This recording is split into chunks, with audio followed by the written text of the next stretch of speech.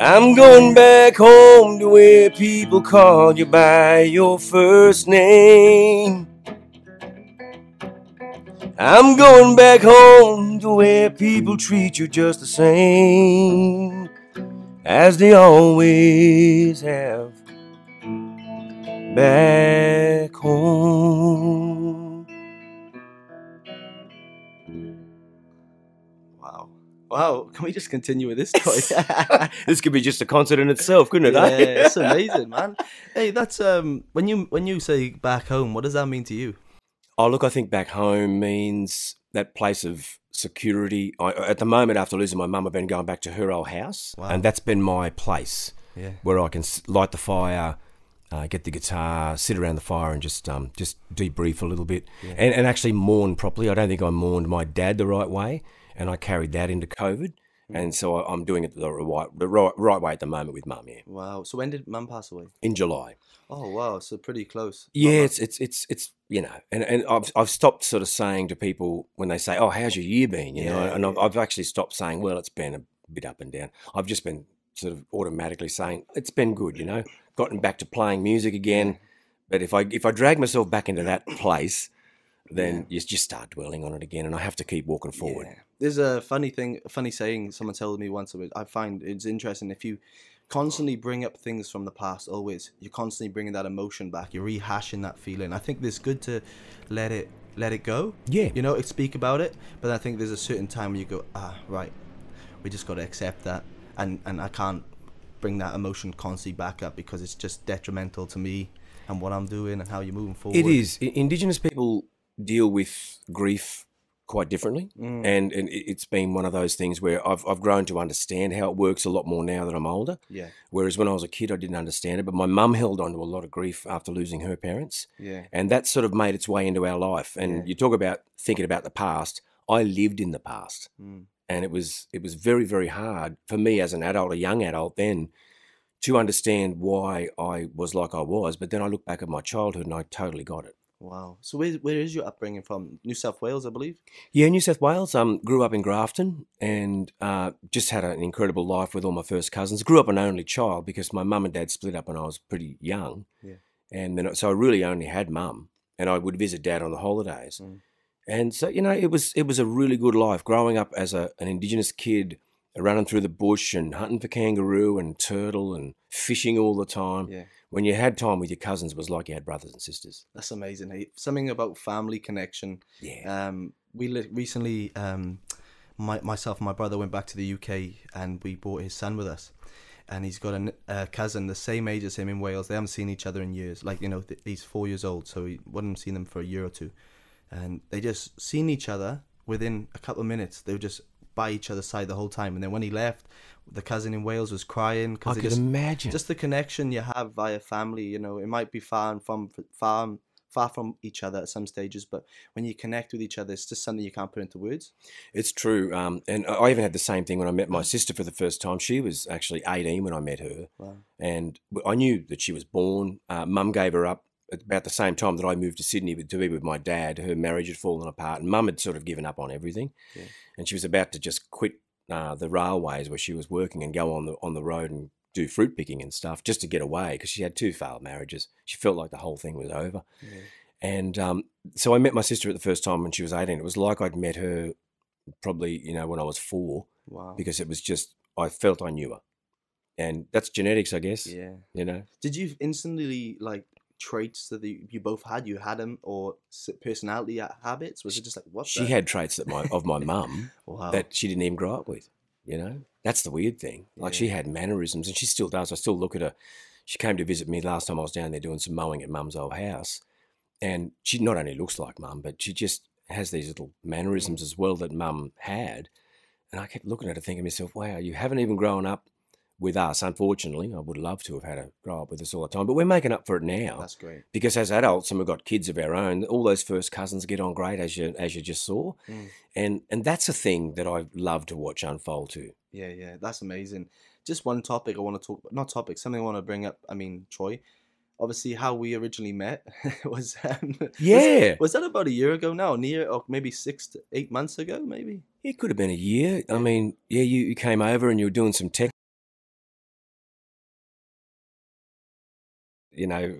power, internet going, and then we were talking just in general about what we do. Yeah. And you said, well, this is obviously just my job and my sideline, but what I really do is a podcast. And at the time, Ollie, I don't think I was actually really ready to talk about my dad.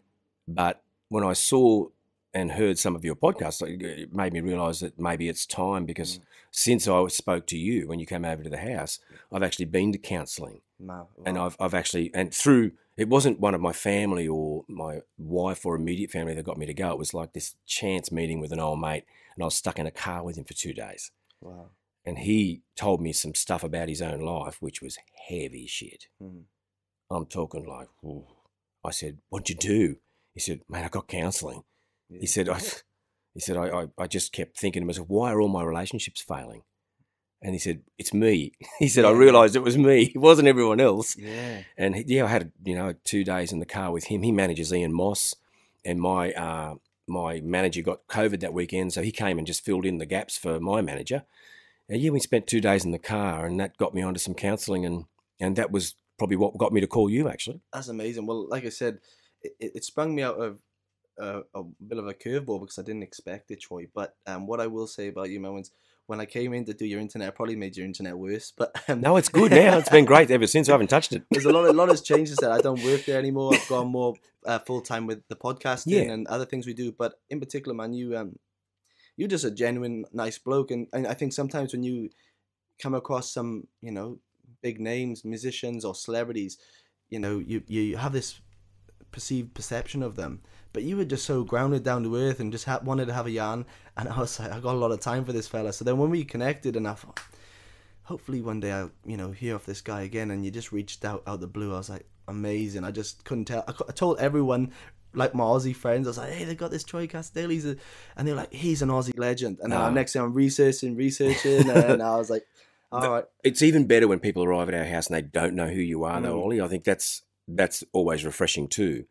And I think when I did talk to you about it, it was like some people talk about it but don't actually do anything with the actions of what you're meant to do. And I really like the concept of that, because I think, being an Aboriginal man too, I've seen a lot of people that actually really are like a loudspeaker, but their actions really don't match their words. Yeah. And that's the reason I thought I should at least talk to you now, because I feel like I'm in a proper position to actually talk to you, which may help other people. Amazing. Well, let's start with it all. If you want to openly talk about your dad's journey and how it got to this position we are today. Yeah, well, about the time you would have come over, I was in heavy grief after losing Dad to suicide. So Dad was 76, and he was suffering from the effects of 2 small strokes. Now, my dad's always been like, he's the reason I play music. I mean, when I used to go and visit him as a kid, he would pull out the guitar and would strum to me when I was crying to be home with my mum, and it would cheer me up. So Dad pretty much made the environment that I live in now. Amazing. As a musician. He wasn't even a proper muso. He'd just sit there with a harmonica and he would make stuff up and cheer me up.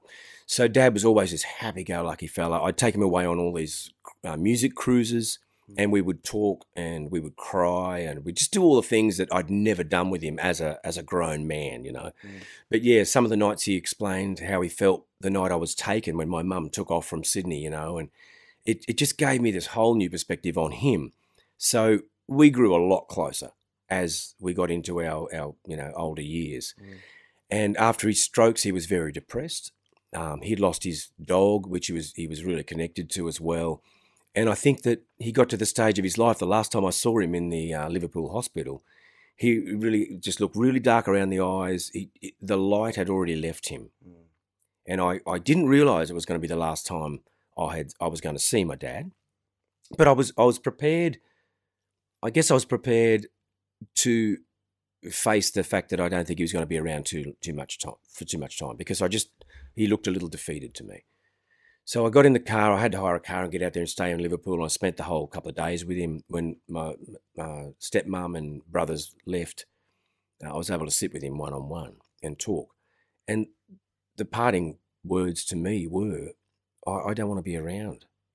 This is just, I don't want someone wiping my ass as a man. And I got that. But then, you know, I'm sitting in this very studio here, Ollie, with Ian Moss, and we're writing a song, and I have my phone off, and we're jamming away, and then I got this message from my stepmom saying, "Oh, can you call me? There's been an incident, you know." And then I get up there, and she says, "Oh, your dad's passed away." But it's a little bit of a long story. I might tell you the whole thing. She said, when you get down tomorrow. And so I thought to myself, maybe he's overdosed on tablets or something, or because I knew he wasn't in a good place. And I got down there, so I think she was trying to probably just protect me from the fact that he'd hung himself in his shed.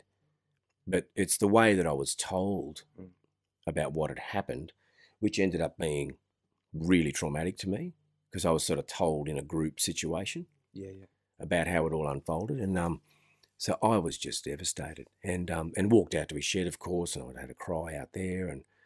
And my wife felt really bad because she kept it from me and was expecting my, you know, stepmom to pull me aside and do it privately and tell me how he'd passed away. But instead it just was blurted out at a family table, you know. Everyone else there knew except for me. So I get this really, really traumatic moment in my life where I'm sitting in Dad's house, and his happy place was his shed. I used to go out there and start of holidays, and Dad would say to me, "What do you want to build something?" And I'd say something stupid like, "I want to build a sailing boat." And he'd look at me and go, "Okay." He'd never know. It was always, "We'll do that." And that's the sort of dad he was. He was encouraging and just loving and funny. And so for him to take his own life meant that he was a different person. And I had to come to terms with that. But that time sitting with my friend in the car and me explaining to him how I was told, the details of what had happened, I took that into COVID with me. And I sat down here writing music, and it was a sad ass record. Yeah, it really was. Do you think that record then though replicates? It's a bit like therapy for you, because you're just getting your emotions out into the song, and I believe, did you sing a song on behalf of your dad in particular? Well, yeah, there was a couple of things on there that really were not directly to Dad, because I was still very, very raw. Yeah.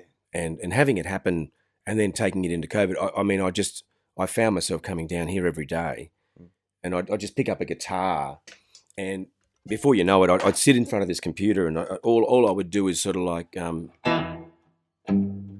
everything seemed like it was sad and minery. Like, that's a major chord. Didn't get much of that. It was all. So I'd sit down and I'd start to write something, and I wouldn't intend to write anything sad, but yeah, it was a dark record. But a lot of people got it because they were in COVID themselves. A lot of people in Victoria loved this record because of their lockdown situation in Sydney.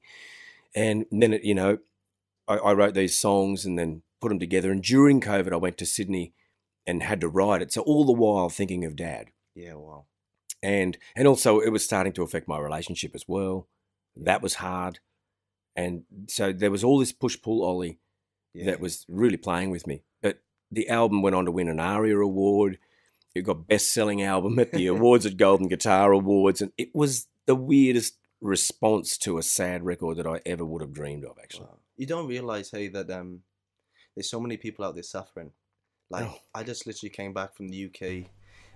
You know, one of my closest mates told me about a time where he tried to attempt to commit suicide, and other people are suffering and, you know, abusing alcohol, abusing drugs to escape these places. And you're like, hey man, if like, you kind of hope at the time, why didn't you ever tell me, or why didn't you ever reach out?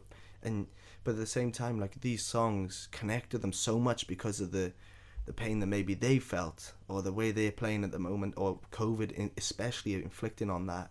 It just connects them in a different way. Definitely. And I think I dragged a bit. Jimmy Barnes got in touch about when I lost my dad, but he's always a sort of scallywag that'll always say, "Oh, you know, I'm just checking in on you, making sure you're okay." But before he leaves, he always gives you some parting shot or saying, "Now listen, have you got any songs?"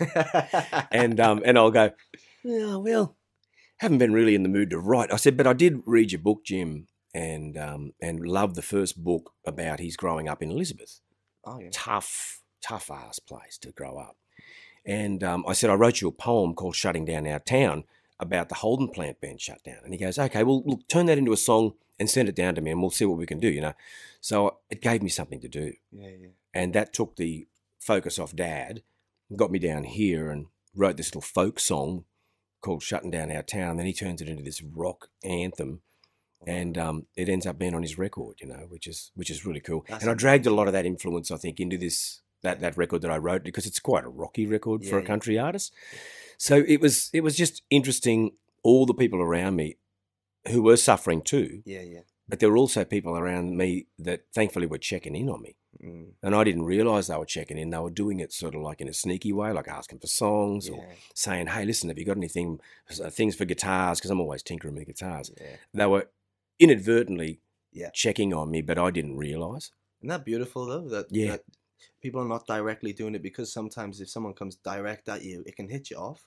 But if someone's coming, hey, have you got a song, or how's the guitar? This, you know, your mind's going elsewhere. You're thinking about other things, and then you come back to, I'm good. How are you going? You know? And I think that our music community is something that I probably took for granted before COVID and before losing Dad and Mum, because now I look at all the comforting messages that I got, and they were never about, hey, how are you? They're always sort of just dropping a line like, just look after yourself, like you know, people like Paul Kelly. Just be kind to yourself. Wow. You know? And that's what you want to hear. You don't want to be asked questions. I don't like, at the moment I'm in a bit of I'm still grieving Mum, and I feel that I just don't like to be right now. I don't want to be cornered with questions. Of course, man. So that's, and everyone around me understands that, and I'm sort of just doing things that I normally wouldn't do. Like, you know, going down and sitting in with an old friend's band for an afternoon or something, just for fun, or shits and giggles is good. Change it up a little bit. Yeah, and do stuff that I sort of never used to make time for. Yeah. But the people that have made time for me, I'm sort of trying to get back to them and repay what they've done for me as well. Yeah. So it's been good, and it's been a little bit of a undoing and letting go. That's amazing. I love that, Troy. There's a saying in Wales. It's called haraith, and basically it's a sense of belonging. So a place and a land that you can't explain with words, but once you go there, you're just full. I think the Welsh people get on good with Aboriginal people. My cup's always full when we call it getting back on country. And when I get to Mum's place, that's pretty much was the epicenter of my world, and nothing makes me feel like that at the moment. So I have to go back there, and I come out of there with a full cup. I feel good. I mow with a hand mower there. I don't use a sit-on. I mow probably 2 or 3 acres around Mum's place and just do it by hand. And the only time I stop is when I have to fill the mower up. And it's good for your mental health. Definitely. Round and round. I used to do it as a kid, and I thought nothing of it. I thought, this is hard work. I want to go and swim in the creek. I don't want to go hanging around with this mower. But I go down there as an adult, and after knowing that every time I pull up there, it's very tough for me, only because Mum's not on the veranda, you know. But I get there, and she never had a mower. I used to pay to get the mowing done, so I had to go on Marketplace, buy a little second-hand mower. And then I said I wanted to make sure it's a 4-stroke. Don't want to go mixing fuel or anything, because it was boring. And then, you know, next thing I know, I'm doing the laps around this house that I grew up in. That's amazing. And then I'm going, I know why Mum didn't want to go to town. I know she was ill. And they found Mum in her house, pretty much asleep. Yeah. And she said to me, I don't want to move to town to be closer to the services I need, Troy. I love it out here. And now I go back there and I do some mowing, and I wake up there in the morning and have breakfast, and I hear what she used to hear. And Ollie, I wouldn't want to be anywhere else either. Yeah. You won't hear that stuff in town, at Grafton. No. So I'm learning a lot about myself still through the grieving process. Yeah. Do you think, obviously, grieving Dad and then July Mum happens, do you think it just opened another can of worms for a bit, where it kind of, triggered something again, where you thought, I've just grieved something, and now boom. It was crazy, because I just about to do my last session with my psych here in town, and I felt good. I was in a good place, and I felt like I was actually, for once, on top of what I was doing, instead of being on the back foot. And she helped me a lot. And she's younger than me and doesn't have the life experience I have, but she's a good listener. Yeah. And she also was able to allow me to unpack stuff that I didn't even know was there. And that's their job. And so I was just about to get to the last session, and I said to her, I'll just do it by phone from down south somewhere or wherever I am, because I'm feeling really good. It doesn't need to be face-to-face, you know. No. We can still yarn as we normally do. And then lose mum, you know, I'm sitting in a motel in Perth. I can't get home till the next day. And I was just like, wow. So I texted my psych and I said, I think I'll be coming back for a bit because I've just lost my mum. And the thing that was supposed to be the last session ended up being, when I was getting ready for mum's service, it ended up being in that exact spot where I was just about to have her service in 2 days. I did my last and my first of the next lot of psych sessions there. And it was good because... not good, but it was just good to know that there was someone there to listen that was neutral, that I could actually just let stuff out again. And there was more that I didn't realise was there. Yeah. I'd only scratched the surface on half the stuff I thought I had. I'd dealt with Dad's grief, but then I had to move on to Mum's. So that it was a can of worms, but it was like getting a nice old cupboard, and under each coat of paint that every owner before me had put on there, I was nowhere near the wood. I was still coming up with different colours, you know. Wow. So I took a while to burn that stuff back. And with each stripped coat, it was more stuff to let go of and more stuff to actually confront. And that was tough. Yeah, I bet. And there's a lot of people listening that are, you know, we all laugh about Shrek being the onion boy, you know, with all the layers. I had stacks of them. And I think that going back to her, I'm not going at the moment because I feel like I'm in a position where I started to feel like I was repeating myself, and I don't like Groundhog Day stuff. Yeah, of course. So I thought I'll let it go for a bit. I'll start just, you know, dealing with it in my own way, getting back to country. If you're talking about how you feel when you get back to Wales, when I open that gate on Goombanga country where I am from and where my blood is from, nothing feels like it at the moment. Yeah, wow. This one thing I've just noticed though with you, Troy, is you're very blessed. You've got good people around you. That's a key element there. And one thing I've noticed just coming through the door just a minute ago, I haven't seen you in a long time. I pick up energies really easy, and I just come in and just instantly just a great energy in the room. And you know, that's a key factor. That's something that you know, you levitate to that. So for myself, Troy, to come in here to talk, and you're openly talking about deep things, you know what I mean? But it's amazing that you can just express this and feel comfortable to do this to me. Look, the only reason I got in touch with you, Ollie, is because I felt like I was doing a lot of talking, but I didn't feel like I was walking. Yeah. I like that. I like that, Troy.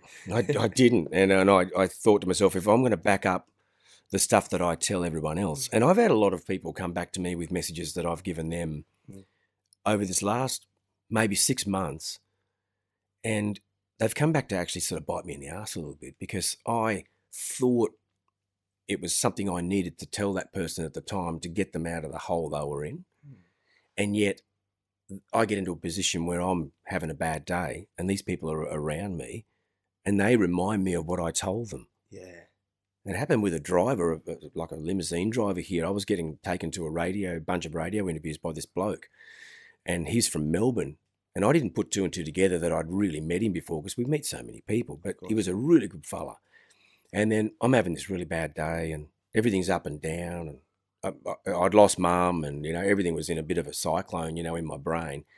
And I just didn't particularly feel like doing this radio stuff and all that, you know. And then as I'm getting in his car, when I finished the day of doing the radio interviews, he said, Troy, I was going through a divorce in Melbourne when I first met you, and I was telling you about the times I was having. And you basically gave me this whole spiel about just making sure that you're happy in your own heart before you can be happy anywhere else, you know. And he said, I'm giving that advice back to you. Yeah, wow. And I went, oh, I should just keep my mouth shut. But it really did give me a bit of a kick in the bum, and go, you're not the only one. Yeah. You know, everyone's having these days. And I think that energy that you feel when you come in here, I think that's part of someone that's actually been through the ringer a bit, and they're healing. But I feel like I'm actually walking in the right direction. Everything's not perfect yet. My marriage is still up and down with the way Laura and I are dealing with stuff, but we're working on it. That's amazing. And the relationship with my kids hasn't changed. In fact, it's probably got stronger. My relationship with my family has grown stronger down in Grafton, and especially Laurel's family up here as well. It's just been really, really good because they're supportive people. That's amazing. And that's all you can hope for, Definitely. I struggle to understand the word perfect because we're never going to be perfect. Yeah, I know. You're right. I mean, it's not ideal yet. Yeah. I sort of go through life thinking to myself, like my daughter says to me all the time playing music, she said, I feel like every time I get on a plane, I'm living my best life. Yeah. Because she feels like she's living the adventure of music, which I did too. And at her age, I was exactly the same. Every gig wasn't for the money; it was the adventure. Mm-hmm. It was the joy that you get and the joy that you give. Yeah. That's what music should be, to me, anyway. Definitely. What was your first ever tour like, and how did it go? Oh, first ever tour. When I was in covers bands, we used to tour relentlessly, and you're playing lots of really interesting gigs. And, they're the ones we're talking about before we started recording about seeing fights in crowds. I mean, this was the band where you saw that. And it was anywhere it would happen.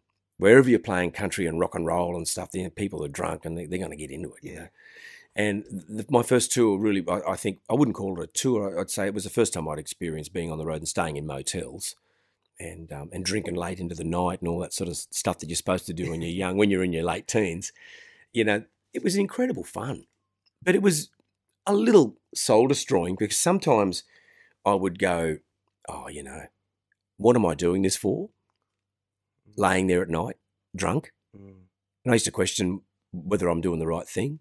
But you're 19. Yeah, kind of lying in bed at night going, what am I doing? But at the same time, you're in your teens. Mate, I'm having the best time of my life. But, when you drink, I think you overthink stuff and you doubt yourself, and coming down off a high when you've been drinking too is probably the worst time to feel when you're hungover. But late at night, I'd sort of lay there thinking to myself, am I on the right path? Am I drinking too much? But then I'd go, hey, what else am I supposed to be doing at 19? I'd sort of get philosophical about it after that.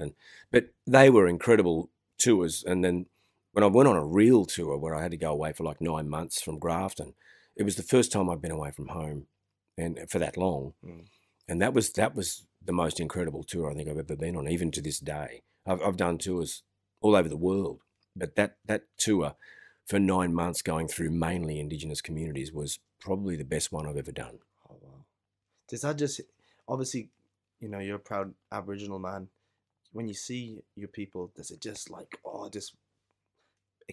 amps you up even more when you're on stage? Well, I think it got me to understand how we operate. It made me feel like where I grew up, we played for everyone, of course, because you grew up in the North Coast, New South Wales, and black and white, everyone came together, and music was gluing everyone together. But when I went on this tour, when you're predominantly playing to your own people, and they're pretty choosy in the desert too. I mean, there's no soft sell out there, mate. You got to really work hard to get the approval of the people in these communities. And I found myself working, I think, 3 times as hard to get through to people, which was good because it humbled you. They didn't care that you'd come from this little band on the North Coast that had a big following.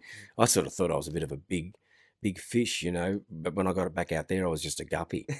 and I was humbled, which it came along at the best time because I reckon, if you continue in that little small realm of being in a tiny town where everyone loves you, you can start to believe it.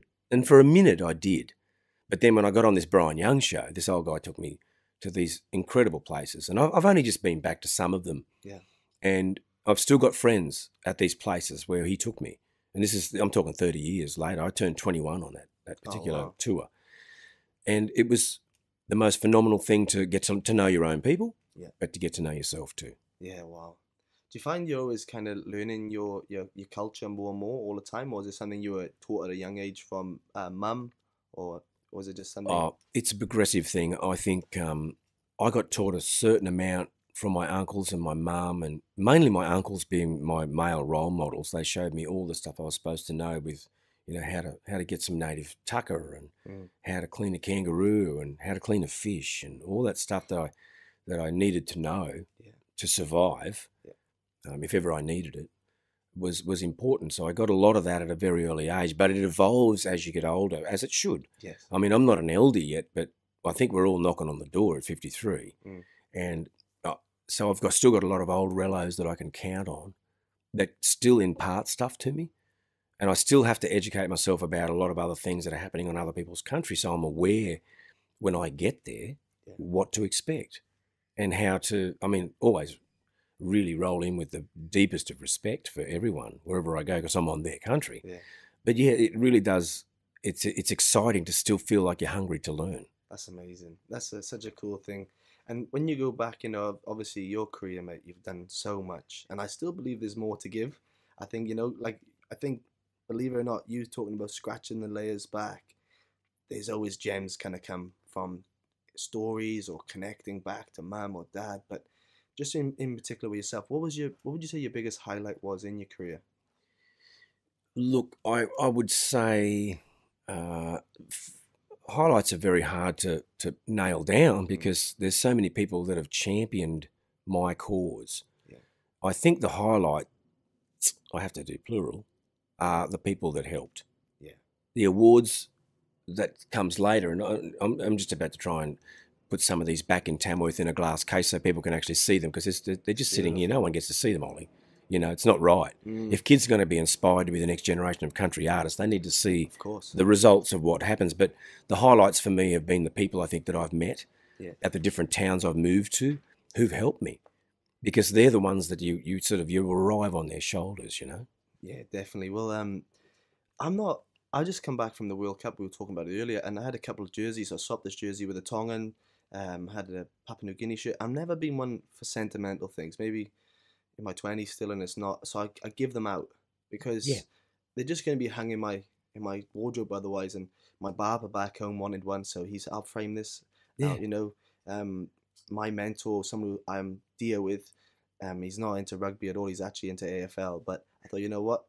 Have a jersey because you don't realize how much you've influenced me in my life. So regardless of what the jersey means, this is my way of paying respect to you. But how many people are going to come through that barber and sit in the chair and go, hey, where's that from? Yeah. And then they get the story. Yeah. And Ollie, that's what these things should be. I get a lot of good vibes out of gifting things on. They come in circles with me a lot too.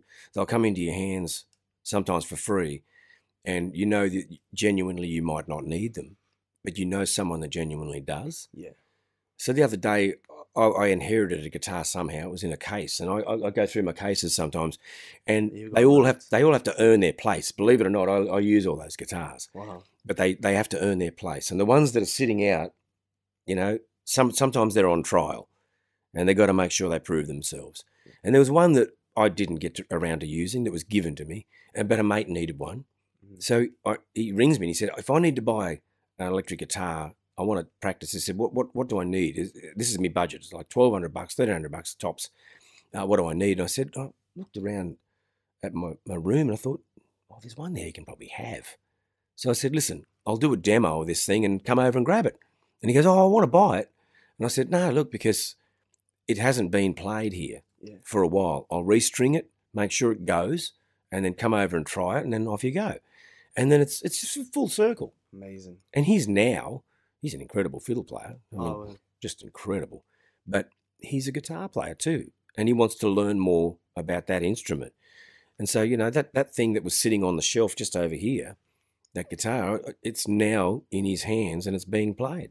That's amazing. They're not showpieces. No. Yeah, I know. But for someone like yourself or your caliber to hand a guitar to someone, you don't realize. I think sometimes you don't realize what impact you have on people, Troy. Oh, look, and you know what? If it brings some joy, that's all what I'm about at the moment is just bringing a bit of joy. If things bring me joy, they should be able to bring other people joy as well. And I think it's not wasted on me, Ollie. I do feel like when he walked out, he had a grin like a Cheshire cat. And I said to him, enjoy, Yeah. because that's what it's about. You're giving the joy that I played it a few times. It never fell in love with it, but the ones that I play, I love, you know.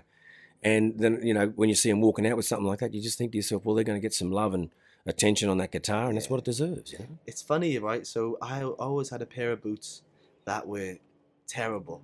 They were scruffy. I had held on them for ages, but they meant so much to me when I put them on. I would tape them up and play still with duct tape around them. Yeah. Was that the same concept with some guitars where this guitar was just beat up, but it just meant so much to you? Yeah, well, that one in particular there with all the scratches on it, Yeah. that was gifted to me by the builder, and he lived in Adelaide. He's since passed away now, and I keep in touch with his son, but he had some discrepancy with the shape of the headstock because it's close to another guitar manufacturer, so he had to give it away. And he said, if I'm going to give it away, I want to give it away to someone who's actually going to play it. So he said, I realise you're into, you know, Strats and Tellys. Would you take this as a test pilot? If you like it, you can have it. Yeah. And I said, please send it over. I said, I don't do endorsements. I said, I just play what I like these days. And so he sent it over. I've opened the case. It's reasonably new looking, and it's as light as a feather. It's got a beautiful big neck, exactly what I would play. He must have read me like a book. All meant to be. And then I look at the marks on that thing, and I can see the times it's gone arse over head on stage. And I think to myself, the miles it's actually done since he gave it to me. I didn't buy it, but he got to see it being played. And at his funeral, I was able to sit here and do a video piece for him as to what songs this thing wrote and the magic that arrived in it. Yeah. So, and now when I take it to Adelaide, when we do the Red Hot Summer Tour, I'll be playing it in the town where it was built. Amazing. And his son can get to see it on stage. And another full circle moment, you know. And even when I was down at Mum's the last time, just, you know, taking it all in, I always take guitars down. I turn the amp up on the veranda nice and loud. And the only thing that's listening is the kangaroos. Yeah. And I take this guitar down with me, and I did a video for his son. And I said, it is singing with the birds, this guitar. Wow. It is still a massive part of my life. So your father's spirit is in this guitar. Wow. And it travels around with me, you know, and for him, for Greg to give that to me, Greg Truman's was his name. And it was one of those gifts that now me handing that one to old mate, the fiddle player walking out of the gate, was one thing. But the full circle moment is that I've had a free guitar that I've been playing for the last 6 to 8 years, and it's been my number one. That's amazing. I love that. That is truly amazing. And yeah, I've just got the image in my head, you playing the guitar, amped up, just with all the acreage around you, and you said only the kangaroos can hear you. That's amazing. I just imagine that in my head. Yeah, it's a strange image because normally you're playing for other people, but I'm playing for myself. Yeah. And I used to do that a lot when I was a kid. Mm. And I think I sort of turned into that 12, 13-year-old kid plugging into his first amp when I go down there. There's this spirit. Mum's still there. Mm. But there's this spirit that sort of just flows through you as you play on the veranda. And I've got the fire lit. I'll take an acoustic out to the fire and sit there for a while. And the only light, it's dead dark, brother. I mean, if you're scared of dark, don't go to this house. I'll be shitting myself. It is seriously, there's no town light, nothing. So the only light is the fire. Sometimes I'll turn the veranda light on and encourage the insects because there's a little bat that comes through, a little micro bat, and swings through, but that's the only company I've got. And the rest of it is just the sounds of the bush. Wow. Full moon there one night was beautiful because it sort of pretty much looked like daytime with the fire going. But yeah, you sit out there and play. And I've written songs since I've been down there. Things are starting to flow in that area as well. And they'll get happier. Yeah. Just takes time. Mate, just keep on inspiring with the words, the songs. Is one thing I want to ask you as well. Obviously, different careers to Elvis, but I watched Elvis Presley's movie the other day. Have you seen it? Oh, I loved it. Amazing. Yeah. Absolutely amazing. But you see an insight to behind the scenes, like the managers and obviously why he couldn't leave America. Yeah. And I'm not going to say that's anything compared to yours, but was it any time like where you got educated on the business of music, where you just, because you said, I'm doing it for love. I was never initially doing it for money, but obviously you got bills to pay, you got a life, you got to experience things. Did you ever need to get educated on the business side? Look, I think my wife educated me a fair bit. She was a musician when I met her as well, but she was like a radio announcer. But I think that any business sense that I developed came from her. When I met her, I was happy to play for nothing. I was not watching the books of what the band I was in, all that. So I didn't really care. Like I say, I was rolling with it, and the whole thing was an adventure. But she sort of pulled me aside and said, "Look, eventually, pardon me, you've got to make this a job, Yeah. and it has to pay the bills." And like you say, she helped me with management. She was there when I signed my first record deal. All that stuff we sort of did together, and that was, I can tell you now, came along at the right time. I could have ended up in any other different situation to what I am now. But I think that guidance definitely doesn't come from artistic people. It comes from people who are a little bit more focused on being able to make it a living. Because I never saw it as a living. I saw it as a fun gig. You know.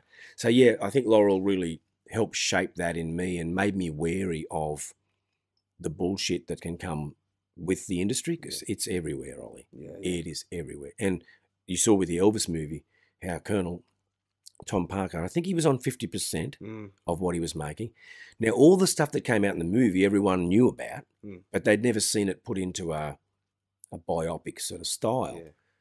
And I think Baz did a great job, because Baz can go one way or the other with movies, you know, and it can be really showy or it can be really earthy.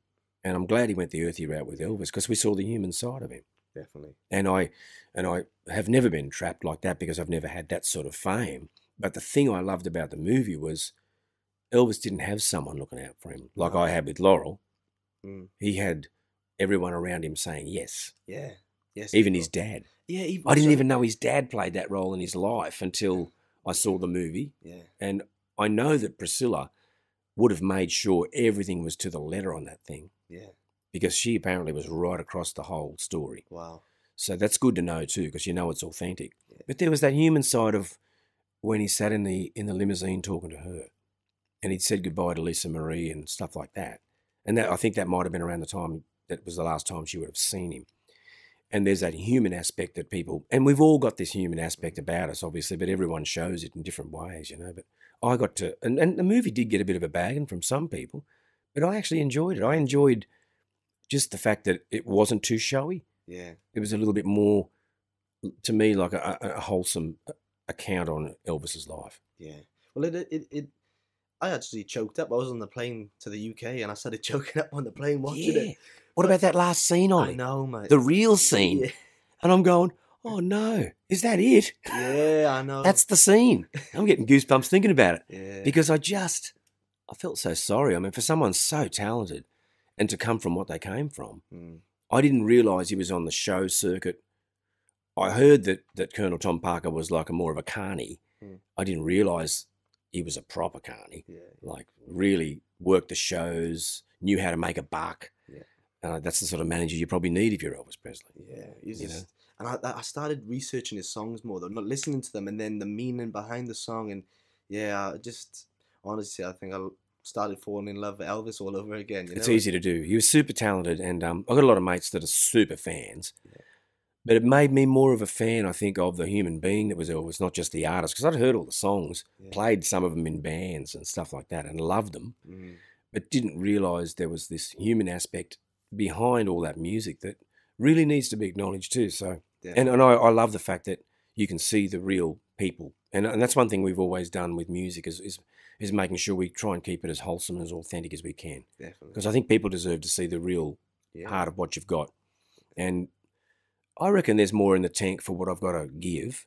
It's going to take time to be happy again, but I'm working on that, and I think it's feeling like I'm going okay. But I've got to stop thinking that it's selfish to work on yourself, Ollie. No. I think that's the hardest thing. You know, the role you do at work, like I won't even call it work, you love, is pleasing people. For performance, you're always about the people, but it's hard then to do something for yourself because you're always in the mindset of, I love the energy that I give them fills you up essentially, but now it's a time to do it just for you, and there's nothing wrong with being selfish. No, well, that's what my psychologist said. She said, look, stop saying what you're doing for yourself feels selfish, because it's not. What you're actually doing is giving yourself time to heal. And because I'm always giving everyone what I can around me and never really concentrated much on myself. And that's why I fell into a heap after losing Dad. It's because, you know, he took his own life. It's unlike my father to do something like that. He did it in his happy place, where he used to take me all the time to build things, and he loved to fix stuff. You know, he's a Maltese immigrant, came out with nothing at 8 years old, couldn't talk English. Wow. Had to pick up English as an 8-year-old at school, got called a wog, got a job at the fruit markets. You know, my dad had this, well, to me, he had an incredible life. I've been back to Malta, where he was from. Amazing.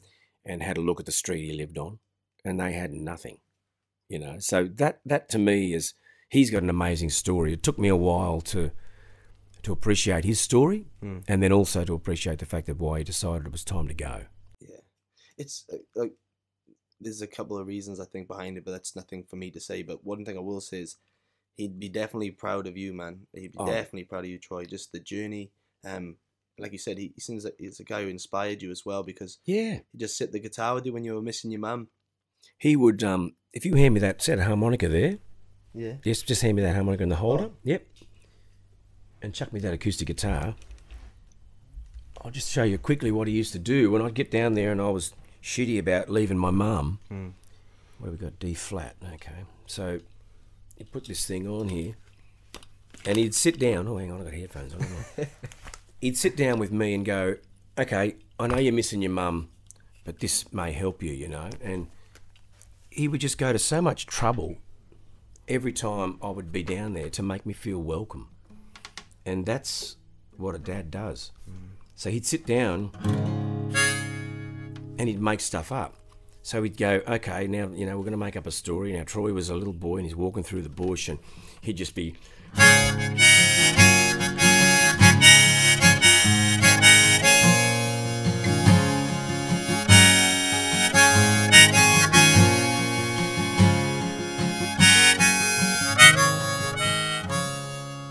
My dad would do that for me. Wow. That was my father's gift.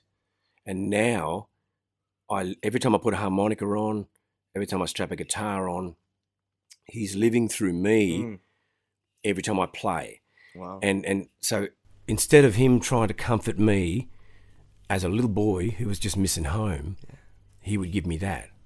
So how can you not be affected by that? So losing him, I felt a part of me had died. But then I realised a part of him is always going to be alive while I'm doing this. So it turned the tables on me, Ollie. Yeah, yeah. And it made me realise that, you know, there are things in life that will come along and throw you a bit of a wide. But then I realised what he gave me. And then I start to celebrate him instead of mourning him. And that's one thing, you know, my psychologist told me. She said, you got a lot to celebrate about that, Father. Yeah. She said, what he's given you is pretty special. Yeah. And when I put this thing on now and I go, wow, well, that's my dad's gift. Yeah. And here it is, you know, I'm sitting here in amongst the guitars that he could never afford or couldn't play like he wanted to play. And that could be Dad talking to me right now, that bird. Yeah, wow. And that's the beauty of, you know, the music he gave me, but there's also this spiritual aspect where we listen to the birds a lot on Mum's side. Sometimes they just deliver messages. And I've been thinking about Dad all day because I knew you were coming. And sometimes it might be him saying, yeah, I'm here. It's all good. Man, it's deep, because just you playing that music then just started welling me up. This thing went through my body. Music's an amazing thing. It's a big old tool. You know, we can break down walls with it. We can bring people together with it. It's an incredible tool if you want to use it for the right reasons. And I think that every time I get affected by music, it makes me feel even more sort of not lucky, because I don't think we're lucky, because you have to work for what you get. I said it to my daughter the other day, you're not lucky that you get to make music you're living. You've had to earn it. Yes. You've had to put up with going through school and not going to uni and picking up a keyboard and playing gigs with me and all that stuff. But it makes me feel really appreciative of my job again. So it's a good thing. Yeah, yeah. It's beautiful. You want to finish with a little song? Please, please. All right.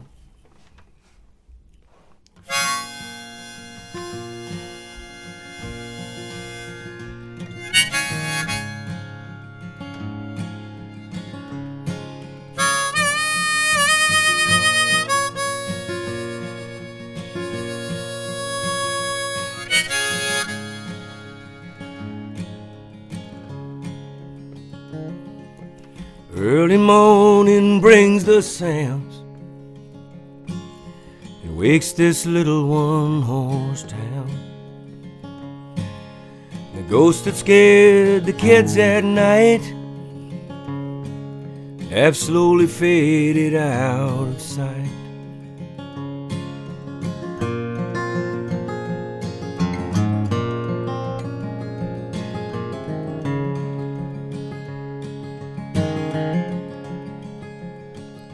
The wind blows through the mill worker's house and flows out over the backyard gate. He closes his eyes when things get hard, because he knows in his heart there's no escape. So he screams and shouts and takes it out on the ones he loves and holds so dear, 'cause a brighter day is a long, long way away from here, away from here.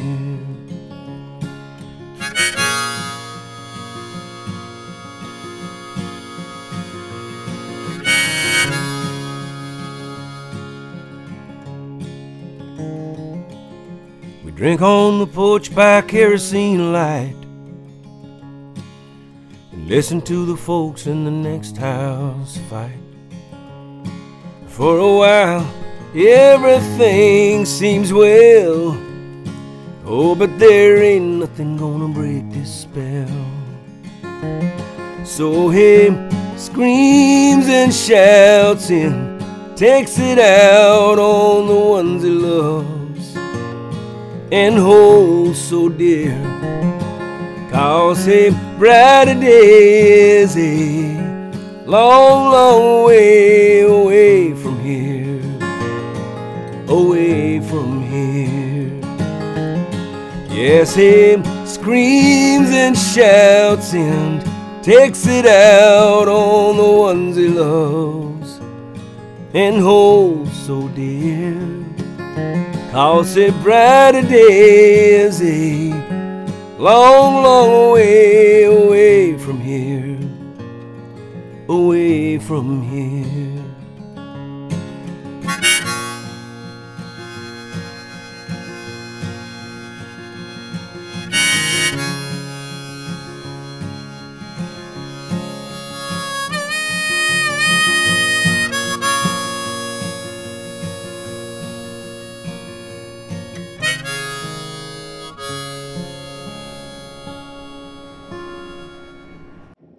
Beautiful, man. Oh, Cheers, brother. Mate, thank you so much. It's been such a pleasure. Oh, mate, honestly, Such I'm a lost. pleasure, Ollie. First time I'm lost for words. I don't guess you get much music in your podcast, but they've really helped me. Yeah. And I think we've got a lot to learn from everyone. Yeah. So good on you for getting around and spreading the word, brother. Thank you so much. I'm truly grateful for you, Troy. No worries. Thank you. Thank you, brother. See you, mate.